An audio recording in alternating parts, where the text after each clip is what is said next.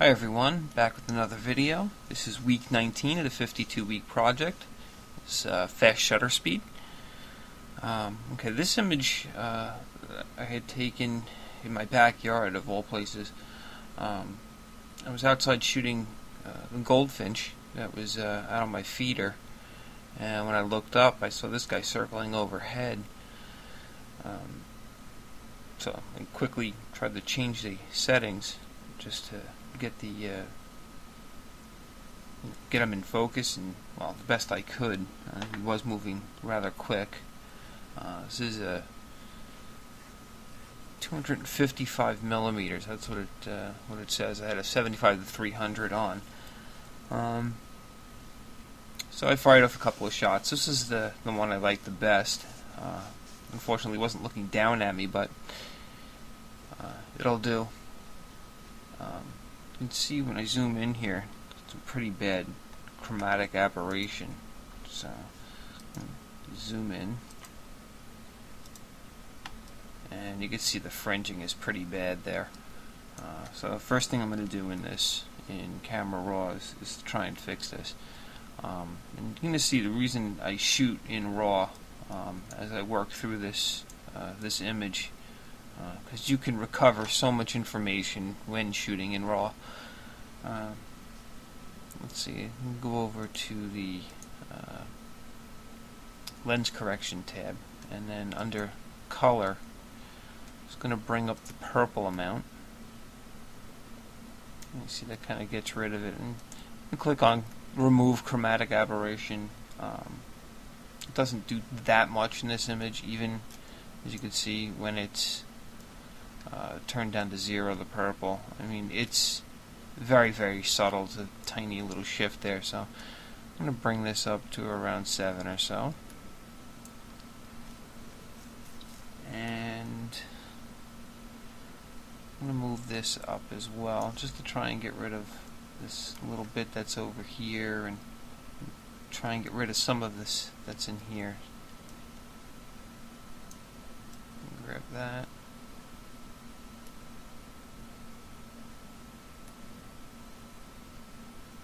And that looks pretty good.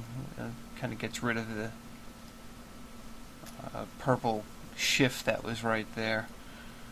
Alright, now I'm going to jump back to the basic tab. There's the first one here. And it was kind of a nice day out, actually. It was really, the sky was really, really blue, and it was warm, it was sunny out.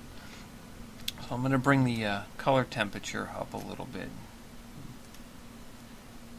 Make it a bit sunny. You can see the sun was coming through the bird's feathers there. I'll go up a little bit more. Right around there. That should be good.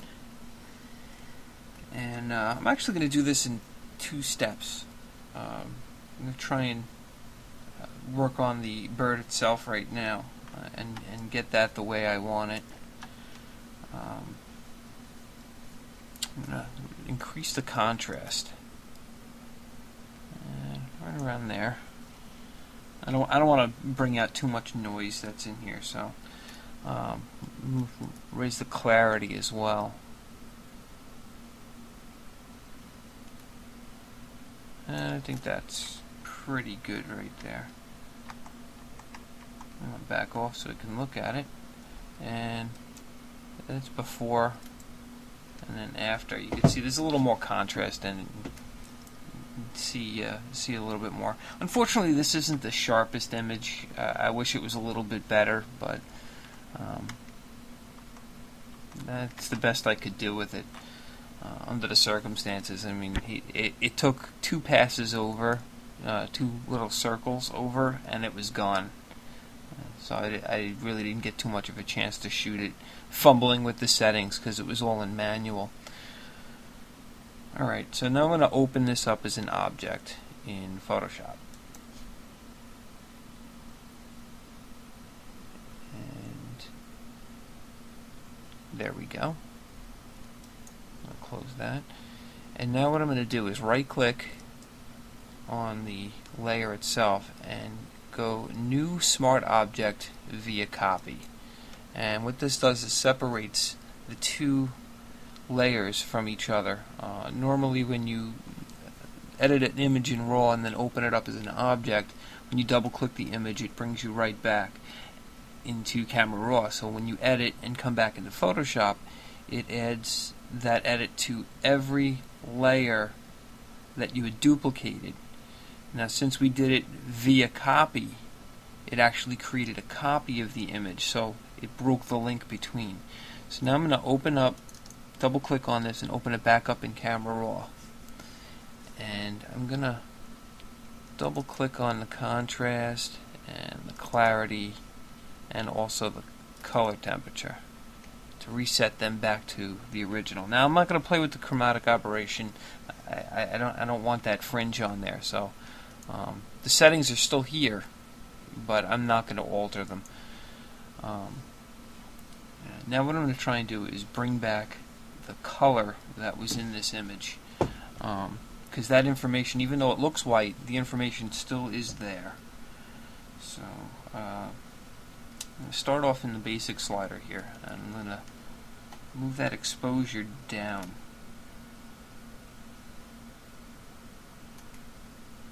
You can go pretty low too, right around there. And I'm going to raise the contrast up to pretty high. I'm going to go about 75. As you can see, it's starting to bring some of those clouds back in that were there. And take these highlights and back them off as well.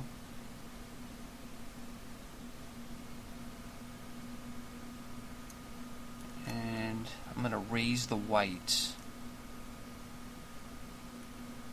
I'll go pretty high with that, right around there. And as you can see, it already is bringing back the clouds that were in the sky. And now I'm going to jump into the HSL sliders.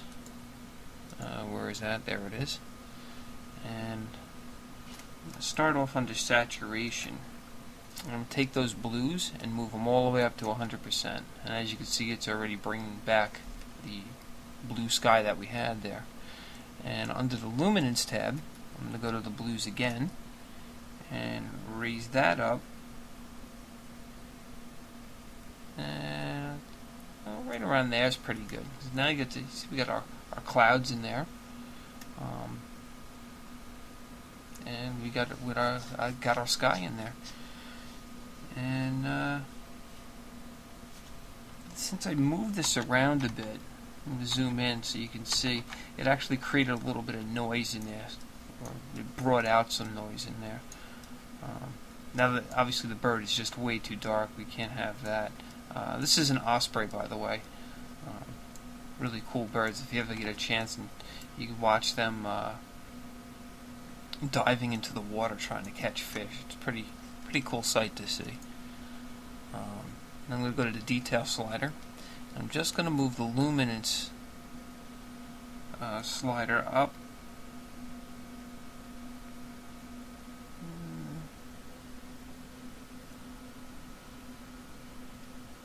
Just around 40 or so. That looks good. You can see it got rid of that. I'm going to see what it was and now what it is. Smoothed it out pretty nicely. Actually, you know, I might back that off just a little bit.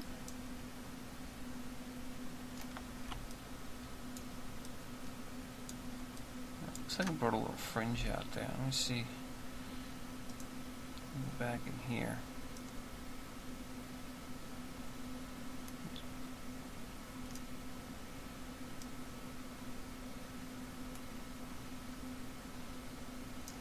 Move the purple amount down a second. Let's see.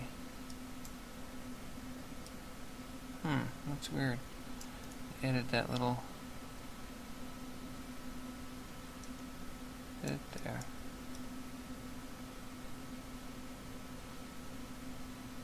Alright, you know what, I'll just leave it for now. It doesn't seem to be affecting the image too much, so it's gonna take a little while to do this tutorial anyway. Alright, let's open this up in Photoshop now.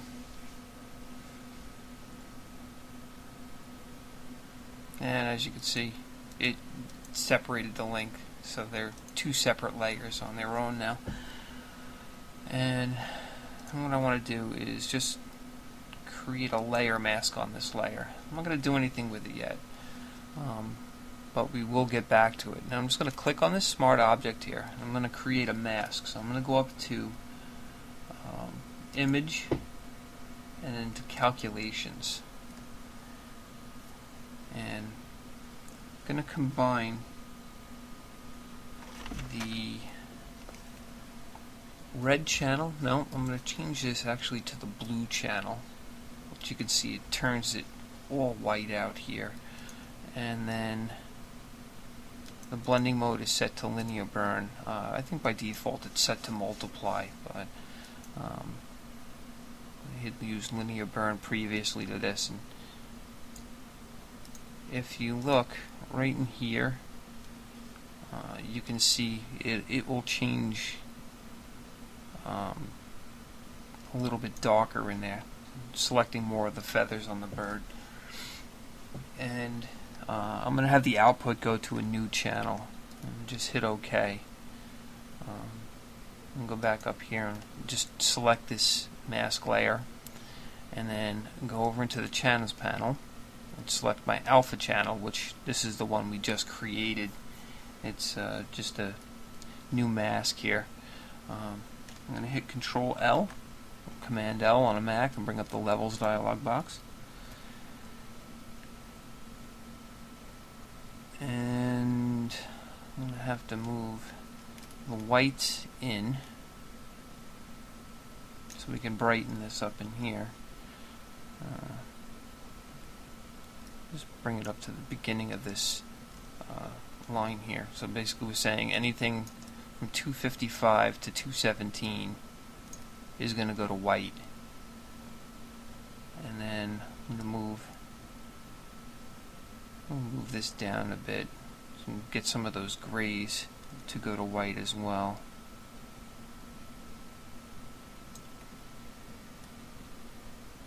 And I think that looks pretty good. I'm going to hit OK, and then I'm going to control click on this mask to select everything in it. Click on the RGB and go back to layers. Now I want to invert this selection. I hit the wrong button there. Sorry about that. It's Control-Shift-I, which inverts the selection. And I'm going to go to Refine Edge. Let's see, what should we... I want it on the marching ants. Let's say on white.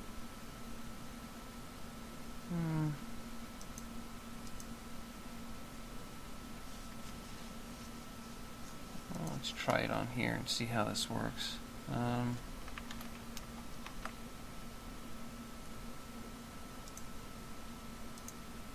There we go. Put it onto overlay mode.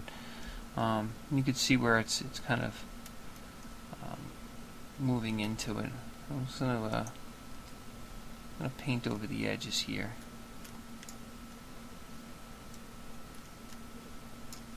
And I'm using the edge detection tool, or refine radius tool, and I just want to paint over some of these edges here, get it kind of close.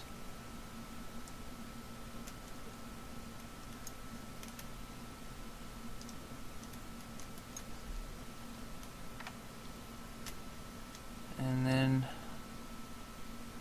I'm going to shift the edge on this a little bit.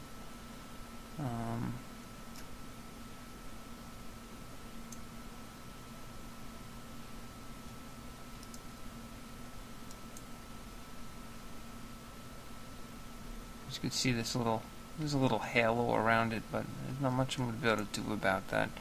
Let's maybe try feathering it a bit. See how that's way too much, obviously.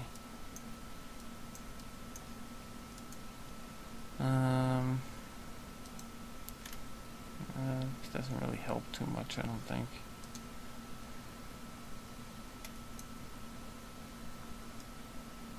I'm going to leave that the way it is. I'm just going to hit OK. And now, making sure that layer is selected, I'm going to fill the selection with black. Oop, I hit the wrong button. There we go. And hit Control D to deselect that. And I'm not sure I'm liking the way that mask looks.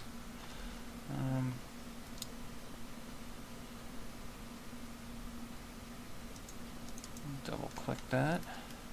Move the density of that mask. Move that down to about 93% and then feather it a little bit. Kind of tightens that mask up a little bit there. Looks a little better. And then I don't like this right here. Let's see what we can do about that. Maybe get a brush. Reset these colors here. Oh, let's select my brush again. And I've got a pretty low opacity. Just see.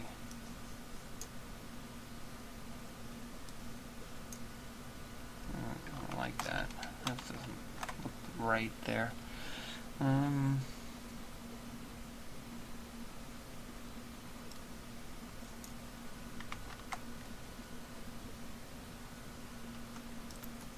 Just going to paint in with a little black on that. See if the blend looks a little bit better that way.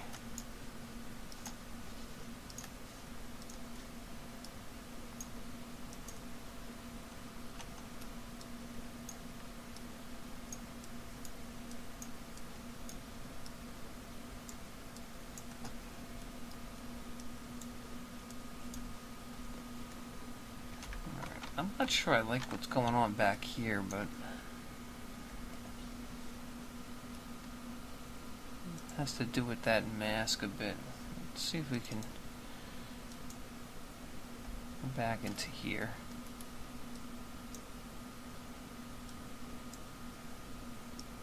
Shift that edge too much.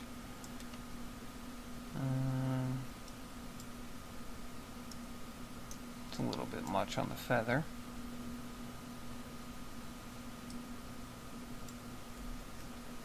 Try that. Let's see how that looks. That looks a little bit better. Okay.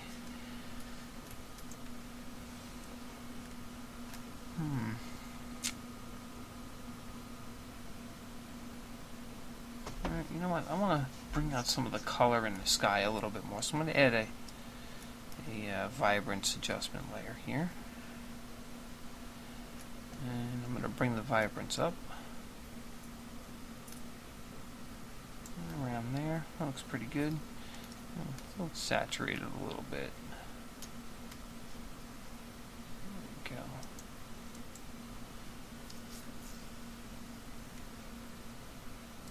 Okay. I think that looks pretty good. And I want to bring out those clouds a bit more. So let's go into a curves adjustment layer. There we go. And we'll make a bit of an S curve here. So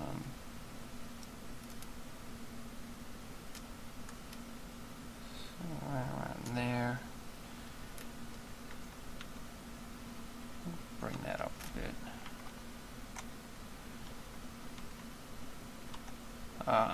What I'm doing is hitting the arrow keys up and down here to move them around. If you press up and down, it goes in 1 pixel increments or 1 point increments, and if you hold down the shift key, it moves in 10. Well, it looks like it's doing 13 there, but it's normally 10 increments. And now I want to do the highlights of the curve. I'm going to raise this up.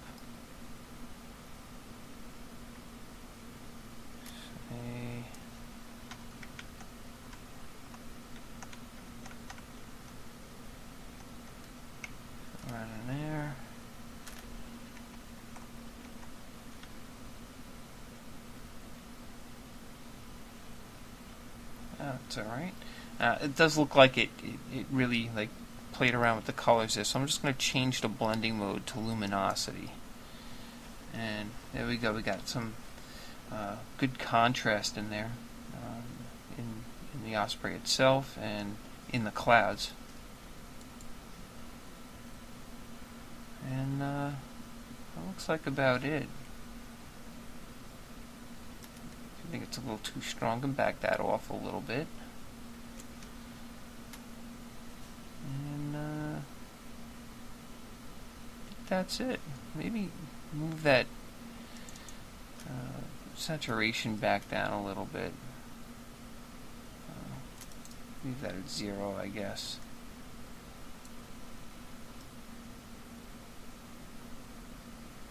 Actually, you know what? I'm going to go negative. I think it was a little too yellow. Just raise that all the way to 100, and then back the saturation off around there. This way, the Osprey isn't too yellow. There we go. Alright, well that's it. Go to full screen mode here. And for whatever reason it does that each time. I'm going to zoom in a little bit. And that's it. So now you can see the power of shooting in RAW and using Camera Raw and Photoshop together. Alright guys, see you next week.